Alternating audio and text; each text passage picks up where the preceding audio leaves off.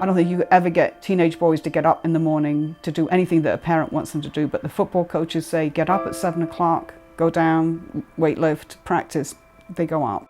It's just an amazing commitment that football players make. Owen was a third-generation football player. When I was pregnant with Owen, I was concerned that he would need to be protected from his other brothers. But as soon as he was born, he had red hair and he immediately made his wants and needs known. Owen was very assertive and to the point of being sort of bossy, full of energy, a lot of humor. He just put himself energetically into every game that he played. Sunday, he called home and my husband was concerned because he said that Owen's voice was kind of like very weak.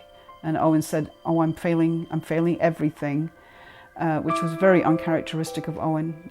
Then the next day, then about 2 o'clock in the afternoon, he hung himself in his room. It was a horrible, horrible day.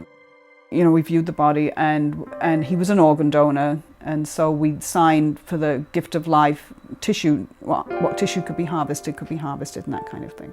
And as we were driving back, Chris Nowinski called me on my cell phone and asked if we would be willing to donate Owen's brain. He asked me all these questions as Owen never had a concussion, and he explained a little bit about the study.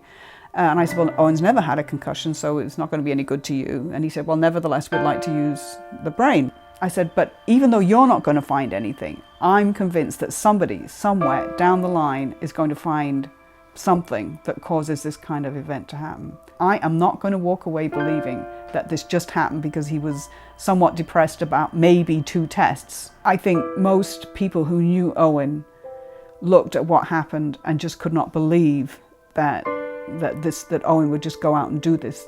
It just was totally uncharacteristic of who Owen ever had been his whole life. About 2 weeks ago, we were on a conference call and Dr. McKee gave her results. And I was just astounded, just amazed that she would find this CTE in Owen's brain tissue, that perhaps this was a contributing factor to Owen's death. When we're talking about youth sports, there is an awareness that the young body is in a different, mode. Owen never did have a big concussion, so now I would hope there's some research into what happens in a developing young person with a lot of little jolts to the brain.